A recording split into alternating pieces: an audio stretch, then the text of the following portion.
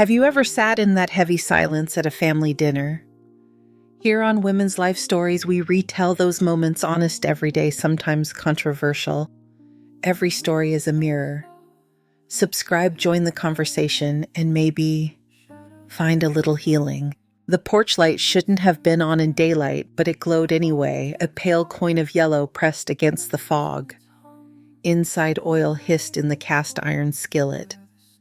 Helen May Carter flipped a pancake with the same wrist she'd used for 40 years at the Singer Clean and Sure. Coffee steamed. The air smelled like butter and orange peel where she'd zested the rind with a paring knife that had her thumb's memory carved into the handle. On the fridge, under a magnet from the Montgomery County Fair, a printout waited refi options, Ryan and Brooke. Someone had circled numbers in green ink. Beside it, a calendar notification chimed on the kitchen island. Brooke's phone lit, brunch and house meeting, 10:30 a.m. Helen set embroidered napkins at the corner of the table. Lilies stitched so small you had to lean in to see them, then checked the porch again. The light burned on useless in the late morning. She let it be. Martha Lee knocked and let herself in by the habit already talking. "You got my pliers, the ones with the red grips." "My trailer door's sulking again." In the drawer, Helen said, nodding toward the pantry. Her voice came out steady. It usually did. Footsteps thumped upstairs. Water ran. A hairdryer clicked off. Helen slid bacon onto a platter, caught a bit of grease with the edge of a paper towel, and carried the food to the table. She hesitated over the last detail, then poured warm syrup into a chip pitcher with blue forget-me-nots. Brooke came down first. Athleisure neat bun, the smell of eucalyptus hairspray ghosting behind her. "Let's keep it simple," she said, opening cabinets as if inventorying a store. "Bagels and fruit. Those pancakes are cute. Helen, but Lila's off refined carbs." Lila shuffled in after hoodie strings in her mouth, eyes on the skillet like a tide pulled by the moon. "Hi, Gran." "Hi, sugar," Helen said. She cut a pancake into quarters and didn't push the plate closer. She left it in the middle like weather. Choice could travel to it. Ryan followed with his phone in his palm thumbs already moving. His eyes flicked over the spread, then past it to the printout on the fridge. He turned the paper face down without reading it. "Smells great," he said to the room. Martha hovered at his doorway with the red grip pliers in her hand, ready to leave, then not leaving. "I'll just—" She didn't finish. She leaned against the jam and watched Helen pour the coffee. Brooke lifted a glass of orange juice as if she'd been assigned the gesture in a play. "Before we eat," she said, bright as a morning show anchor, "we need to talk boundaries. New season, new habits. This is our house now, and we're trying to reset. So some routines have to change." The words were soft. The edges weren't. Helen set the syrup down. The pitcher tapped ceramic with the smallest, cleanest sound. Ryan cleared his throat. "Mom." He looked at a point near her shoulder. "We've been discussing space. It'd be best if you took a little time somewhere else." Lila's fork paused. Martha's fingers tightened around the pliers. The rubber squeaked. Helen took the cloth by the stove and wiped a circle on the counter that wasn't dirty. The porch light hummed faintly through the glass. Out in the neighborhood, a dog barked. A crow lifted from the maple black wing, cutting pale air. She found her breath in the small places, the seam of the napkin under her thumb, the tiny drag of cotton on skin. She didn't ask why. She didn't review old lists, the field trips, the night fevers, the times the car wouldn't start, and she'd coaxed it anyway. She looked at the skillet. Oil was still popping, looking for something to do. "Eat while it's hot," she said. Nobody moved. Then Brooke smiled tightly and reached for the bagels. "I'll toast." Ryan took his coffee black and didn't drink it.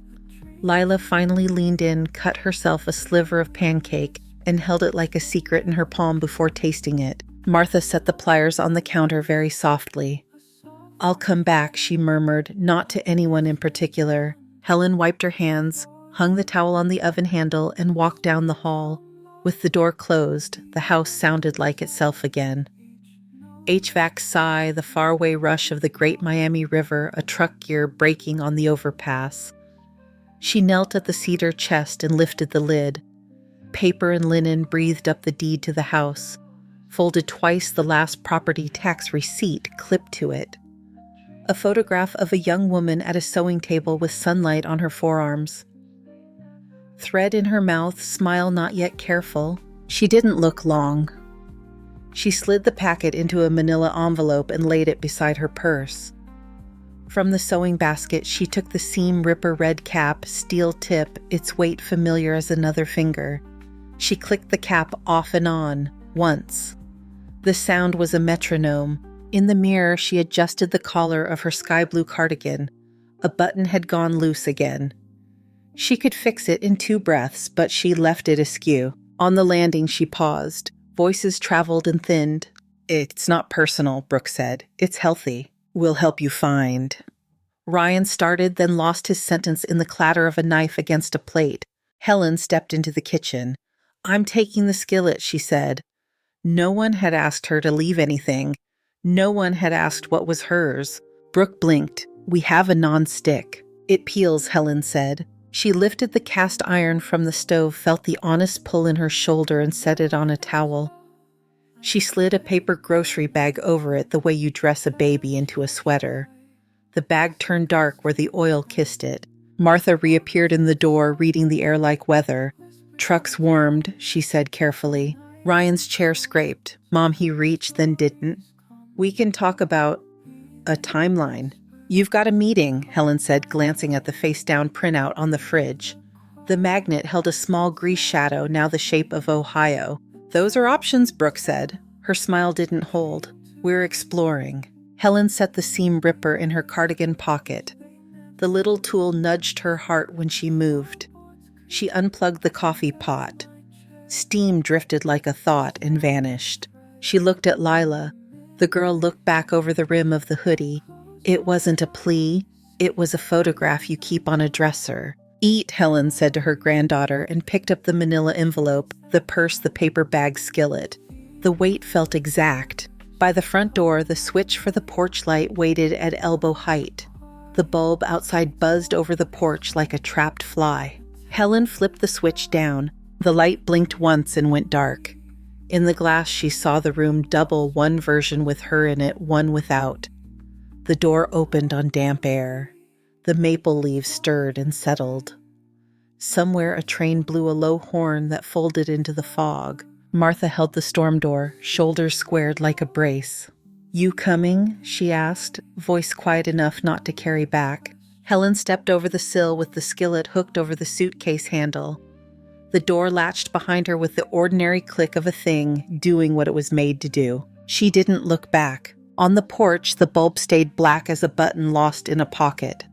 The fog took her hair, her breath a little warmth off her skin. She tightened her grip and walked toward the truck. Inside, someone said her name. The sound flattened against the door and didn't change her pace. The maple let go a single leaf. It turned once in the air and lay down on the top step like it had been planning it all along. Martha's pickup smelled like sawdust and last week's coffee. The heater coughed warm air onto Helen's knees, while the paper bag skillet rode, shotgun buckled in with the seatbelt. They crossed the Great Miami, where the water ran the color of old coins. Fog lifted in strings from the surface, snagging in the beams of the truss bridge. "Spare bed's narrow," Martha said, eyes on the road. "You'll hate it 2 nights, tolerate it 3, and stop noticing on the 4th. "I've slept on narrower," Helen said. At the trailer park, the Airstream shone dull as a pewter spoon. Inside, 2 windows, 1 table, 1 sink that pinged when the water heater kicked. Martha showed Helen the cabinet that stuck the breaker that liked to trip the extra quilt. The porch light here was a bucket lamp from the hardware store hung off a screw. It didn't hum, it waited. Helen slid the skillet into the lower cabinet, like setting down a living thing to rest. When she stood, her cardigan brushed the seam ripper in her pocket. She left it there. That first night, the park settled the way neighborhoods do when no one is watching. Radios clicked off. A train wailed long and low, and the wind nudged the metal siding in little breaths. Helen lay on her side and counted stitches that weren't there, the phantom tilt of her Singer foot pedal beneath her heel. Between breaths, she heard the map of the house she'd left, the table that dimpled in the middle, the cabinet door that creaked like a question. The shape of those things hovered, then thinned. In the morning, they drove to the credit union on Kiowa. Fluorescent lights flattened everything. The lobby plants looked like good soldiers. The teller wore a tie with tiny cornfields on it. "I need to remove an authorized user," Helen said, sliding a card across, "and close the backup account tied to this one." "Sure thing, Ms. Carter," the teller said, tapping keys. "We'll need a signature on the removal form. And, his screen threw a reflection in his glasses. "Looks like someone submitted a HELOC application yesterday through our portal. Pending verification." Helen kept her hands folded. "Decline it. We can mark as fraudulent if you didn't initiate." "Decline," she said, "and put a note on the property file. Owner does not consent to liens." The teller's smile trimmed down to something careful. "We can add a watch. Do you want a safe deposit box? Folks keep their documents here." "Les muss." "Yes," Helen said, large enough for a manila envelope. He snapped papers into a pile and slid them over. Pen signature stack. Her name looked like itself. On the way to the vault, a floor lamp flickered. He jiggled the chain and it steadied. She left the deed there and the clipped tax receipt and the photograph with sunlight on her forearms. The box swallowed the envelope with a hollow swallow. When the teller locked the slot, the click felt like a line being tied off clean. Next, the carrier store downtown, where a teenager with lashes like paintbrushes called her ma'am and typed so fast the glass counter trembled. "Family plan," he said. "We can drop those 2 numbers today if they're on your account." "They are," Helen said. He handed her a stylus. She signed. 2 lines went dark in the system. The boy glanced up with a small involuntary sympathy and passed it like a sugar packet. Outside, the air bit sweet and clean. Helen walked up third to the community center, a red brick box with flyers taped to the doors. ESL program, AA meetings, knitting for new moms. The coordinator's square stud in his ear flannel sleeve rolled to a forearm. Tattoo read the form she filled out. "Mrs. Carter," he said, "you're offering to teach alterations. We've got prom season sneaking up on us. Hemming saves lives." "I can teach a straight seam and a forgiving one," she said. He grinned. "Thursday nights?" She nodded. He handed her a key card, a lanyard with a peeling logo, and a sheet with the building map. Room 4 smelled of old varnish and metal. In the corner sat 2 beat-up machines with belts like tired rubber bands. Helen set her palm on one's throat and felt the motor hum even though it wasn't plugged in. The ghost of working things lived here too. By Saturday, she had a routine she could fit inside a paper cup coffee, wipe down Martha's tiny counters, walk the loop road and wave at the man with the beagle named Dutch, check the porch bucket lamp, fold the quilt tight enough to tuck its corners under themselves. Then the market. The 2nd Street Market buzzed with relief at not being winter any longer. Tomatoes from a greenhouse, pale but trying. Eggs in blue cardboard. A boy with a violin sawed out a Shokin farewell with courage and near misses. Helen bought 2 Honey Crisps and turned the apples in her hands, the way you assess thread looking for weak spots, gloss steadiness under pressure. She saw Brooke first, that signature ponytail, a white tote bag that said Dayton Strong in navy letters. Ryan hovered near the coffee kiosk, jaw tight. They had a dozen eggs and a jar of honey on the counter card already in the reader. The machine blinked. The clerk ran it, again polite, then a 3rd time less sure. "Must be your Wi-Fi," Brooke said, lighter than air. "We don't have Wi-Fi," the clerk said. "Square runs on my phone." She tried a tap. A beep denied them. Ryan's mouth pressed. He pulled out his phone and turned it flat to his body to look at the banking app. Whatever he saw took heat from his face. He set the honey down with care like it belonged to someone else. "Forget it," Brooke said, too bright. "We don't need honey anyway." They left the eggs. A few steps away, Brooke's voice fell into a narrow range. Ryan's stayed lower. Helen bought her apples and some spring onions and stepped past without turning her head. The violin boy found his pitch again. On Sunday, a sign went up in the yard of the house that had been hers, coming soon. Open house. A metal frame held the panel like jaw work. The sun caught the edge of it. It flashed once and then dulled. Helen saw it from the bus stop. She stayed at the shelter, hands tucked into her sleeves. A sparrow hopped in the grass, found something invisible, and got on with its morning. Back at the Airstream, a white envelope peeked from under the door. Dayton Riverbend HOA crested at the top. She slid a finger under the flap.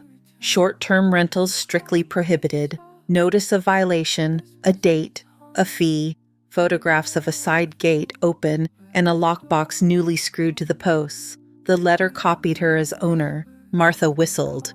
They're running an Airbnb ballsy. Helen folded the notice in half, then half again, and laid it under the sugar canister. She took out her phone and dialed the utility companies one by one. Her name, her last four, her date of birth. The service addresses the figures on the last bills. Close this account, she said, effective yesterday. Gas, electric, water. Her name came off. You could hear a system shift on the other end, the way a big thing adjusts to a new shape. She saved a voice memo for the road between calls. The tape hissed for a breath as it started a fake tape inside a modern thing. Sunday, she said into the mic, half sunwind from the river. Dutch barked at a squirrel.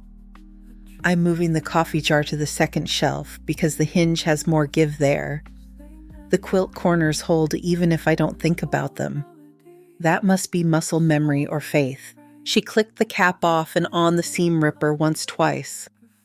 The sound cleared her chest better than coughing. That afternoon, Martha knocked with her shoulder at an armload of groceries. Church bake sale's a racket, she said, shoving a pie into the Airstream's little fridge. You could buy a used car for what that pecan cost. You eat first, then cuss. They ate on paper plates at the tiny table. Outside, the river flashed a thread of tin through the trees. Martha wiped her mouth and looked at Helen like a doctor measuring fever. You okay? Helen took a sip of water. I was a day ago. What changed? Helen slid the HOA letter across. Martha read and exhaled. Well, they play cute. Cute costs money, Helen said. Martha nodded. You want me to say something to Ryan? He listens to me half the time and pretends not to the rest. He has ears, Helen said. They washed the plates. Martha left. Evening stretched long enough to hang laundry on the little rack and watch it turn from dark to damp to cool. Helen ironed a hem on one of Martha's blouses with a travel iron and a dish towel. She ran her hand along the seam and felt it lie down flat. On Monday, she rode the bus 2 stops and walked to the courthouse to file a change of mailing address on the property tax account. The clerk behind glass stamped her form with a finality that sounded like a door settling into its frame. On the way out, her phone buzzed with an email from a real estate agent Helen didn't know. We have buyers looking in your neighborhood. Timing is everything. The exclamation point glittered. Helen deleted the email and bought a coffee that tasted like burnt sugar in relief. In the Airstream that night, the bucket lamp cast a small honest circle on the floor. Helen threaded a needle. The thread bobbed, then found the eye like a moth finding a porch bulb. She tightened the loose button on her cardigan with 3 tidy stitches and nodded off. The seam ripper lay on the table beside the needle patient and sharp. She slept. The mattress learned her shape.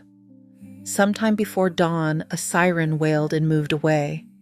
When she woke, a line of sunlight sat on the cupboard like a ruler. Tuesday, she walked to the community center with a tote of scrap fabric and chalk.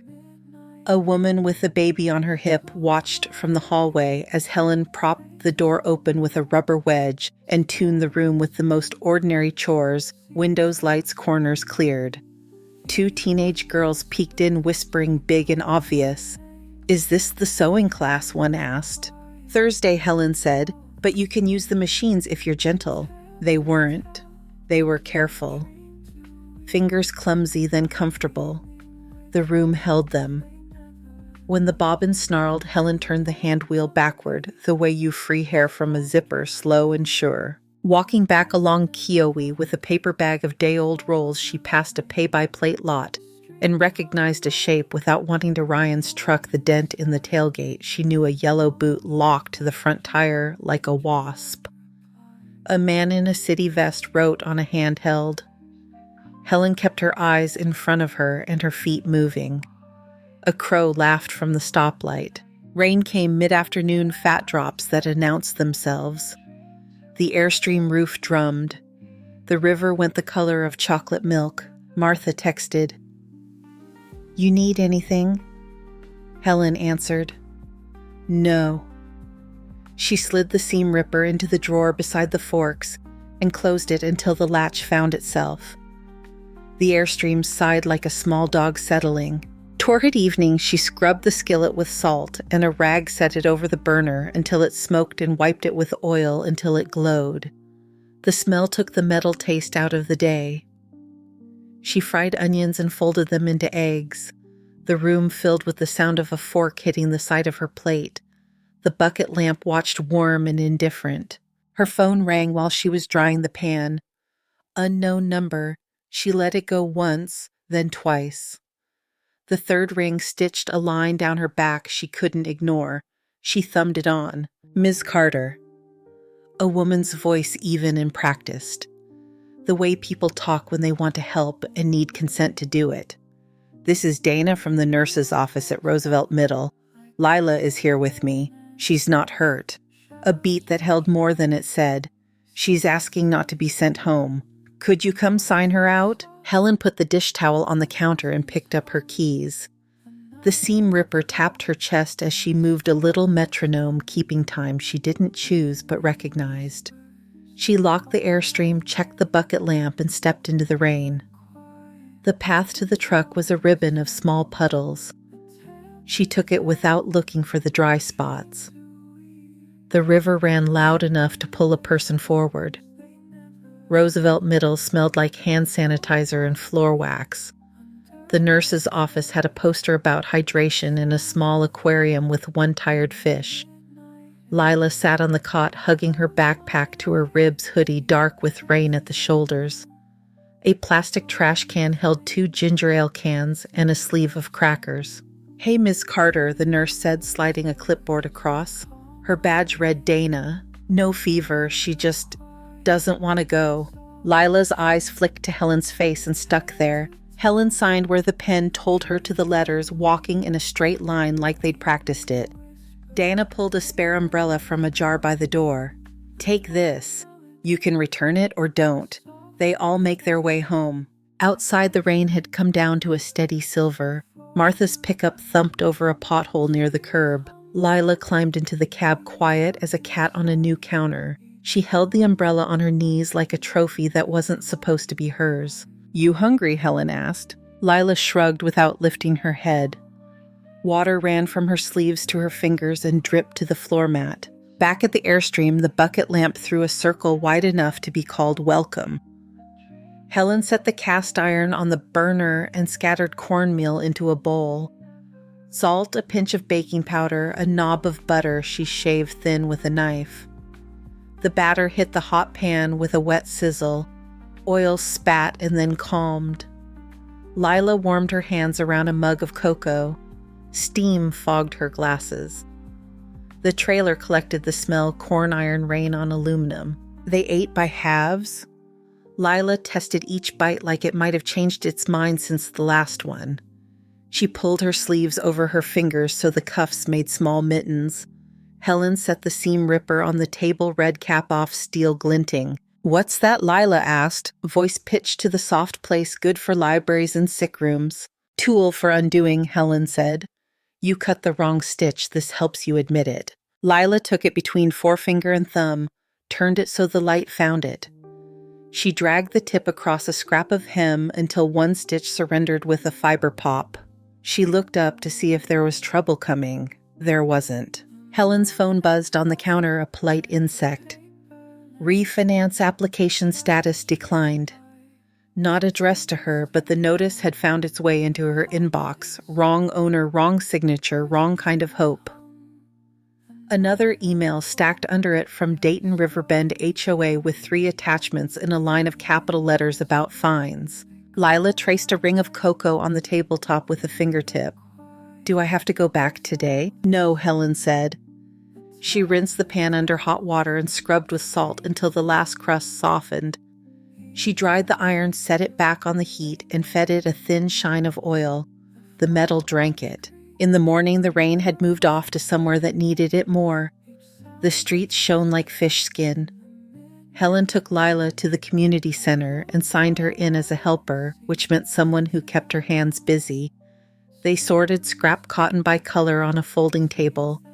Lila made a small tower of blues navy to sky and unspooled a tangled bobbin with a patience that looked borrowed from someone older. At noon, Helen walked 2 blocks to a coffee shop with a chalkboard menu and a lawyer who liked to meet where the light was good. Amy Hart, JD, G, said the card. She had the kind of pen people asked to hold a second longer than necessary. Tell me what matters, Amy said, not opening her pad yet. Helen laid out the edges without embroidery. House deed. Unauthorized applications. Lockbox in a photo she hadn't taken. A granddaughter who needed quiet. An HOA letter with teeth. Amy's pen clicked once. You can sell. It's yours. We can record notice to anyone trying to list it without your consent. If there are short-term rentals, HOA will pile on fines. I'll send a cease and desist today. She wrote as if the page had lines only she could see. Anything you want written into the sale. Helen took her time. The refrigerator behind the counter cycled on. A barista crushed ice. Cups nested with a cardboard noise. A portion goes into a $5.29 in Lila's name, she said. Not in anyone else's hands. Amy nodded. That's clean. We can make it part of the purchase agreement. Might scare a few buyers. It'll call in the right ones. Helen folded the napkin under her cup into a square with sharp corners. Clean scares the right kind, she said. They parted with a shake that meant something was underway. On the walk back, Helen crossed to Hatcher's Sewing and Vac, the sign's neon E flickering weakly.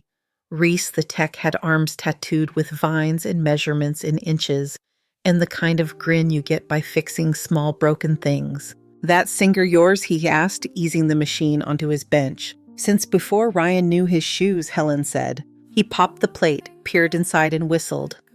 Gummed up but sound. Folks drown these in WD-40, then bring me a dead fish. You didn't. He swabbed the feed dogs, oiled the joints, replaced a belt that had cracked like dry river mud. When he plugged it in and gave it a tow, the motor caught and held. The needle rose, rose again, even as a pulse. He slid a strip of muslin under and stitched a line straight as a yardstick's breadth.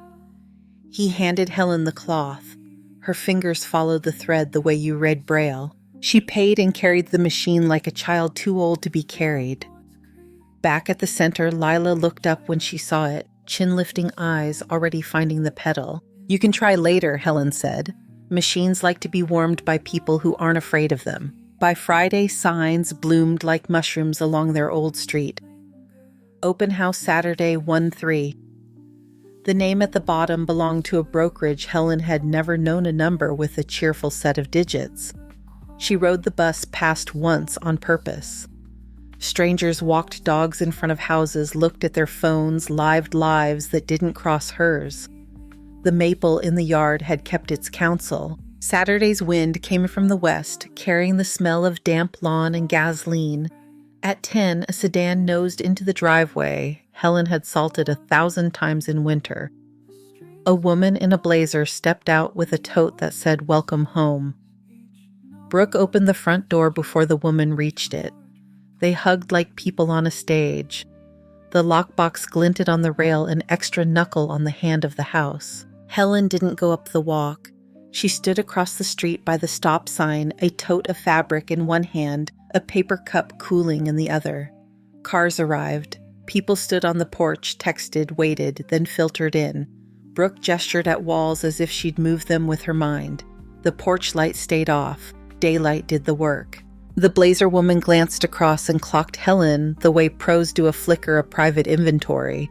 She walked down Heel's sensible smile set to neutral. "Are you?" "Just passing," Helen said. "Lovely street," the woman said, and turned as the HOA board president marched up with a clipboard, 2 other members in tow. Their jackets had that particular HOA fit too snug where authority lives. Voices tightened, papers were shown. The realtor's smile held and then failed a little at the left corner. A call was made. Another car backed out of the drive and left. Brooke came to the edge of the porch. Wind pushed hair loose from her neat idea of it. Her eyes found Helen over the shoulder of the president. "Please don't," Brooke said too softly for the board to pretend to hear too loud for it to be private. "I didn't," Helen said. She lifted the paper cup. It had cooled to the exact temperature of things you can still drink if you say you like cold coffee. You needed the keys. You used them. A vein in Brooke's temple pulsed. "You could have—" "Locked the door," Helen said. "I did." They looked at each other the way people do when they realize conversation has been happening on different floors of the same building. A gust rattled the sign on its metal frame. The open house panel knocked once, then settled. Helen walked on. The bus came when it came. She took the machine to the community center and set it up on a table by the window where light lay late. Lila stood barefoot to feel the pedal better and guided cotton under the needle lips, making the shape of the counting. The first line wavered, the second steadied, the third sang. Helen didn't touch the fabric. She watched the girl's shoulders drop a fraction when the cloth did what she asked it to do. Afternoon slid towards evening. The airstream breathed easy. The river shouldered itself around a bend and kept talking about rocks. Martha showed up with grocery store flowers that looked better in the jar than in the plastic sleeve. Lila fell asleep with the thread snipped too short curled on her cheek. Helen's phone buzzed on the counter. From Amy Hart. Subject 2 items. The email was lean and clean, cease and desist, sent and acknowledged. Buyer expressed interest contingent on your scholarship clause. Call when ready. She set the phone down. The bucket lamp clicked when the metal warmed and cooled. She stood a moment with her hand on the singer's metal throat, feeling the machine's leftover warmth with the pads of her fingers. The Airstream door made a sound when someone touched it, a small bright knock on aluminum that traveled through the frame. 3, not hard. The sound was clear enough to belong to a person and not the wind. Helen lifted her hand from the machine and turned toward it. The seam ripper lay on the table where Lila had left it, red cap off steel catching the lamp. The knock on the Airstream door rang clear through the frame. Martha looked up from the flowers, then at Helen. Lila slept on the bench seat, one sock off a curl of thread on her cheek like a stray eyelash. Helen opened the door half a palm. Brooke stood on the step, hair-loose blouse wrinkled in the wrong directions, an umbrella dripping on her shoes. The porch bucket lamp lit her from the wrong side, flattening her. "Is she here?" Brooke asked. No varnish left on the voice. "She's asleep," Helen said. Brooke swallowed. Rain tapped the umbrella fabric like fingers drumming a table. "I don't want to wake her." "You didn't," Helen said. Brooke's eyes found the sinker on the table and stayed there a second too long. "I was—" She let the word drop and didn't fetch it. "We've made a mess." Martha slid the flowers farther into the jar and took herself outside with the grocery bag, a quick exit that left space behind it. Brooke kept her hands tight on the umbrella's hook. "I've been wrong about more than I knew how to be wrong about." She breathed in. "That's not a sentence, but it's true." Helen moved aside and let her in. Brooke didn't sit. She looked at Lila's sock, at the seam ripper on the table, at the bucket lamp's neat circle. "I said a lot of things that sounded healthy because they sounded like a podcast," she said, eyes on the floor. They weren't. The rain softened. Lila turned onto her other side without waking. Helen set a mug on the counter and filled it halfway. She pushed it across. "It's chamomile." Brooke wrapped both hands around the mug like someone learning about heat. I can't fix this by fixing one thing, she said, voice small. But I can say I'm sorry to you to her. She put the mug down with care. Thank you for not making her pay for what I did. Helen nodded once. It wasn't forgiveness. It wasn't its opposite. Brooke's shoulders loosened a notch. I'll leave you be. At the door, she stopped searching for something. You're good at making a room breathe. It's the corners, Helen said. People forget them. When the door closed, the airstream felt wider. Martha came back. Want me to pretend I didn't hear any of that? You can pretend, Helen said. You don't have to lie. Thursday came with a sun that minded its own business. The community center's multi-purpose room smelled like masking tape and orange cleaner. A makeshift runway stretched between 2 rows of folding chairs where parents and volunteers hovered with phones. Helen's students slipped into what they'd made skirts out of men's Oxfords, a jacket faced with feed sack print. One boy had turned a tablecloth into a cape that didn't want to be a cape until he wore it. Backstage, Lila stood with the thread catcher and the seam ripper hair tucked behind both ears. Hold still, she told a girl whose zipper had decided to choke on its own teeth. Lila slid the steel hook under a single stitch lifted, and the zipper sighed free. She smoothed the seam with the heel of her hand. The girl looked taller leaving than when she'd come. When the music started, it wasn't perfect. Better. The room lifted a little with each pass. A woman in front cried for reasons only some of which had to do with hymns. Helen clapped with everyone else and didn't step into the runway even when they called her name. She stood off to the side and watched a line of bodies move forward in clothes that fit, because hands had done the fitting. After the chairs folded back into the wall after the stray pins were found, and the last cookie lifted grease off a paper plate, Helen walked 2 blocks to the courthouse with Amy. The hallway echoed in flat tones. The conference room had a window that considered the river and decided to look at a parking lot instead. The purchase agreement lay on the table with tabs like flags. Amy clicked her pen open. We added the educational set-aside, she said. It lives in the deal, not outside it. There's a contingency about HOA violations being resolved prior to close. They'll either stop or pay. Helen read the lines she needed to read. She signed where the yellow flags told her to sign. Her name marched across the pages, steady and precise. Amy countersigned, made duplicates, slid a set into a folder with her firm's name in small letters. You all right? Amy asked, businesslike but not cold. Yes, Helen said. It wasn't a feeling, it was a fact. They stepped out into air that tasted like paper left in sun. On the sidewalk, a man carried 2 balloons that bounced off his head as if approval had a helium supply. Amy peeled off toward her office. Helen crossed to the coffee shop on the corner and found Ryan at a back table, hands empty, cup untouched. He stood halfway up and sat down again while his chair squeaked. Thanks for coming, he said. I was across the street, Helen said. He laced his fingers, unlaced them. His thumbnail had a half moon of engine grease he hadn't noticed. I don't know how to talk without trying to fix the end of the conversation before it starts. Start in the middle, Helen said. He nodded once like she'd given him a tool that only worked if you pushed it the wrong way. You held up more of my life than I understood, he said. I kept thinking the right move was to build a wall, and it turned out to be a mirror. He looked up finally. I told Brooke the house wasn't ours. I said it out loud. It sounded worse when air touched it. Helen slid her cup toward him. It's black, she said.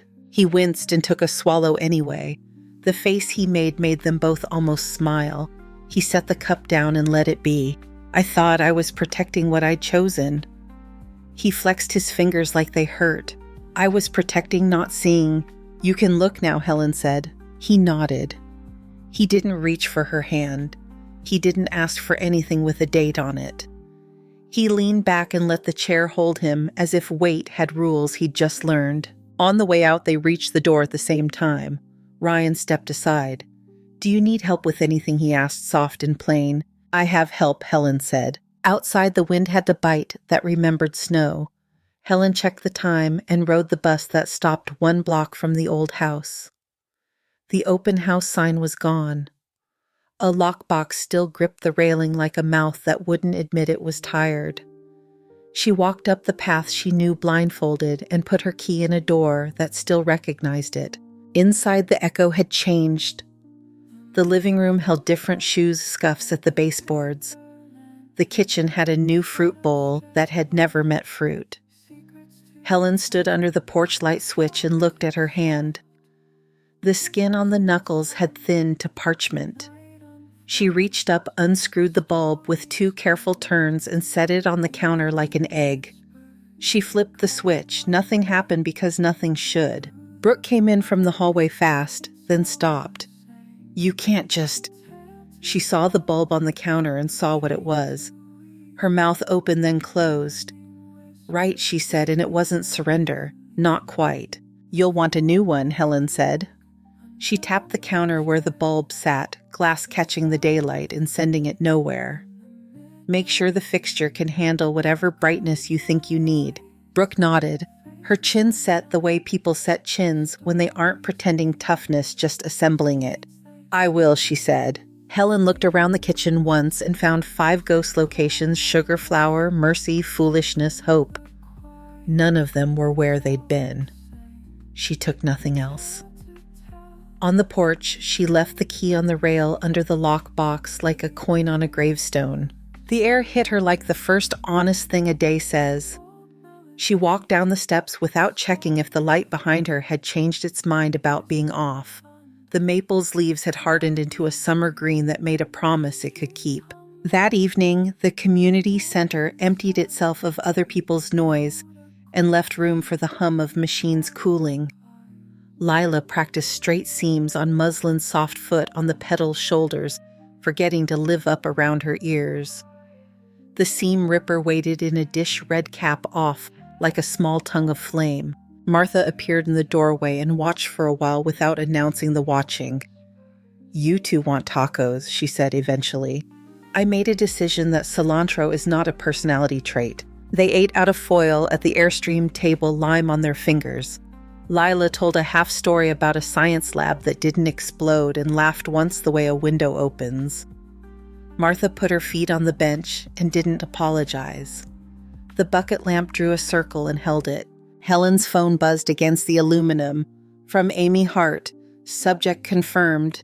The email body was a single line: buyer accepts educational set-aside and HOA resolution timeline. Signing appointment 9:00 a.m. at the title office. Reply to confirm. The phone rested warm in her palm. The Airstream ticked as it shed the day's heat. Lila reached for the seam ripper, flipped the cap on with her thumb, then off a neat click-click that measured out a kind of time a person could keep.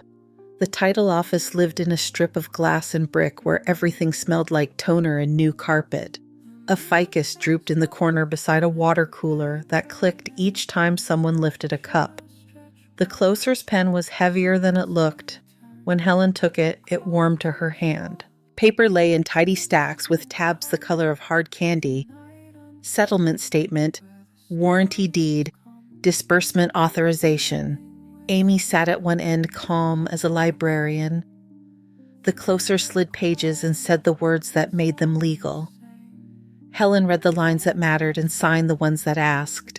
A wire confirmation printed with a soft animal sound. 529 plan contribution. Lila Carter. The closer circled the figure with a felt tip, a neat green moon. Someone down the hall laughed at a joke about printers. Helen breathed in the faint citrus cleaner and handed the pen back. "Congratulations," the closer said, as if the word had one proper temperature. Outside, the sky had dropped the flat gray it had worn for days and put on blue. Amy shook Helen's hand. "I left the old one where it could find itself," Helen said. They parted on the sidewalk, soles squeaking a little on polished concrete. Helen walked 2 blocks to the bus and sat by the window. The city moved in measured loops, men in safety vests eating from white boxes on a tailgate, a boy on a scooter picking up just enough speed to feel faster than walking a woman tucking a loaf of bread under her arm the way you tuck a book. The Oregon District apartment waited behind a door with numbers that had fallen out of line and been righted with a sliver of tape. Inside one room open to itself, tall windows with brick outside a narrow balcony with ironwork that bit cold at the hand. The walls breathed out drywall dust and possibility. Martha had left a houseplant on the sill and a note under it, "Water me only when I gossip." And Helen set the box with the singer on the kitchen counter and stood still long enough to hear the hush in the corners. She unscrewed the old bare bulb in the entry and set a new one into the socket. The glass shade she'd found at a thrift store, a ribbed globe with a nickel collar, caught the light and gave it back without buzzing. Martha shouldered in with a bag from the hardware store and a paper sack that betrayed a bakery by smell alone. "It's legal," she said, words coming out as if they were steamed. She slid a wrench and a roll of blue tape across the counter, then a bag tied at the neck like a favor. "Cinnamon rolls. Don't argue." They worked their way through small tasks, putting felt under chair legs, coaxing a stubborn cabinet hinge to believe in itself, hanging a nail for a frame that would hold nothing for a while. The singer found a place against the wall where light fell clean. When Helen kicked the pedal, the motor answered without fuss. She ran a strip of muslin under the foot and watched the stitches lay down like measured breath. By afternoon, the plant had decided to stay upright. Martha left to fetch the truck. The apartment held the quiet with two hands. Helen unpacked a shoebox and placed the seam ripper in the center of the kitchen table, then reconsidered and set it on the bookshelf beside a small frame photo of Lila at 5, in a paper crown mouth open to a song only she had heard. She washed the cast iron in hot water, dried it over flame until the last drop flashed away, and wiped a thread of oil along its surface. Apple slices, butter, sugar, a pinch of salt. The pan answered each in its own voice. The room filled itself with cinnamon. The door buzzer trilled its metallic question. From the street, Ryan tipped his chin up, hands in his jacket pockets, hair needing a decision. He hadn't texted. He stood like a man visiting a place where the floor remembers another pair of shoes. Helen pressed the latch. On the stairs, his boots whispered rubber on wood. At the door, he paused, took off his cap, turned it in his hands as if it might give advice, and stepped in. "You found it," Helen said. "I circled the block like I was looking for a parking space I didn't need," he said. He looked at the light fixture. "That shade makes the bulb look polite. It keeps bugs out," Helen said. He laughed without sound, air leaving him in a small, surprised way. His eyes landed on the singer, then the skillet, then the plant, then one of the windows. He seemed to count to 5 and quit. "I brought something," he said, pulling a new bulb from the pocket of his jacket, a clear glass with a filament curled inside like a small spine. "Warm white non-buzz," he added because he'd been listening. Helen tilted her head toward the hallway. "Bathroom needs one," she said. He reached up, unscrewed the old bulb delicately, and threaded the new one in. He flipped the switch. The light came on without argument, even and honest. In the mirror over the sink, both their faces looked back familiar and different. "Better," he said. "It is," she said. They didn't talk about the house. They didn't talk about the number on a screen or a locksmith's box or the day with casseroles and lilies years ago when all the light in a room came from somewhere else. They stood under the new bulb and let it do work meant for it. From the hallway, Lila's steps had a teenager's beat. She came in with her backpack, one-shouldered hair frizzed by humidity, cheeks bright from the climb. Her eyes went to the skillet first, then to the singer, then to the room as if to map it. She caught Ryan's reflection and stopped like a deer reforms the world in front of a car. "Hey, kiddo," he said, voice ordinary. "Hey," she said, making it too casual on purpose and almost getting away with it. He stepped out of the doorway. "I came to fix a bulb so I wouldn't break anything else," he said, trying and failing at a joke. He rubbed his neck. "Leaving now." He didn't finish. He moved toward the door. Lila's hand rose like she was hailing a cab. "Do you want—" She cut her own sentence and pointed to the table. "There's a thing. It needs opening." On the table sat a denim jacket from a thrift store, seams puckered, a pocket mis-sewn shut. Lila set the seam ripper in his hand, showing him where the red ball guarded the fabric and where the sharper point went. Like this, she said, their heads close over the pocket. He followed slow and exact lifting stitches with the steadiness he used to keep an engine bolt from snapping. The pocket opened under his hands. Lila slid her fingers in and pulled loose a folded receipt from a decade past a movie title faded into the paper. "That's cool," she said, as if the past were a note you could find and put quietly back where it belonged. Ryan handed the ripper back. "It's smarter than it looks," he said. "So am I," Lila said, and smiled just enough to take the sting out. He put his cap on. "Text me if you need a ladder," he told the room. "Or if you don't, but want to use one anyway." After he left, Helen brought plates from the cabinet. The three of them ate from the skillet with forks. Apple soft edges crisped the heat center, finding the point between sugar and smoke. The plant on the sill leaned slightly toward the window where light touched the glass. Later, Lila sat at the singer with her knees pulled in, leading a line of stitching down the jacket's side seam. Helen kept her hands off the fabric. "Listen to the machine," she said. "It tells you when you're pushing. It tells you when you're lazy too," Lila said, eyes on the needle. At the community center, the Thursday class grew by 3, and then 2 more. A girl brought a prom dress that had been her mother's. A man brought a pair of pants faded at the knees. The room made the steady noise of work scissors biting fabric low talk, the thunk of a ruler on a table. Helen taught them how to mark with chalk the way you breathe a suggestion rather than write a law. Lila kept the seam ripper in a dish by the machines and doled it out like a lending library. One evening after the class emptied, a boy lingered with a hem he didn't trust. Helen watched Lila show him how to turn it twice so it would hide its own edge, how to pin at the bones of the seam so the cloth remembered where to go. Lila's voice found a weight that fit. The boy stood taller because nothing was poking him. On a Sunday, Helen took down the thrift store shade in the entry and polished the collar until it gave back the shape of her hand. She hung a small sign near the door, second thread, painted carefully by Martha, with a brush too thin for the job. The letters wobbled in one place and apologized without losing heart. Ryan waited on the sidewalk that afternoon, looking at the painted brick across the street as if it knew something. He didn't ring. Helen stepped out with a bag of scraps for the textile bin at the center. "I fixed the porch light on our place," he said, as if reporting a weather change. "Didn't know it could be soft. I kept making it bright and angry." "Some fixtures hate the wrong bulb," Helen said. He nodded, checked the sky to give their eyes a reason to move. "You need a step stool." "I have one," she said. He tapped 2 fingers against the doorframe, a shy soldier's salute, and walked toward his truck. Lila watched from the window and didn't wave. She turned back to the machine and fed it a seam that held without reminding you of itself. Evening laid itself over the street like a clean sheet. The ribbed globe in the entry glowed the warmth of late peaches.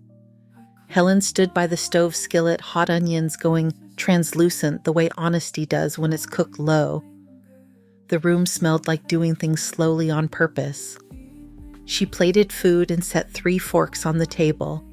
Martha knocked and came in without waiting, putting down 2 pairs and a rumor about the beagle named Dutch learning a new trick. On the bookshelf, the seam ripper caught the lamp and made a brief spark. Lila lifted it from the frame and held it for a beat before setting it in the dish by the machine. "I like it better open," she said. Helen turned the porch light on and stepped out to the balcony. The iron was cool under her hands. Across the way, a woman watered geraniums until the soil went dark. A cyclist coasted with no hands for the length of a block and whooped when he didn't fall. The air had the first bite of a season turning, but not quite there. Inside, the singer hummed once and went quiet, motor cooling to a tick. The skillet sat black and proud on a trivet heat, fading slow. In the entry, the light held its circle steady on the floorboards, a shape you could stand in without shadow. The room kept all the small sounds of a place being lived in: chair legs, a spoon against a bowl, Lila pulling a thread up to see if it would give and nodding when it did. Thank you so much for listening to today's story. If this story resonated with you or made you reflect, I'd love to hear your thoughts, so feel free to share them in the comments below. And don't forget to like, subscribe, and hit the notification bell so you won't miss the next story.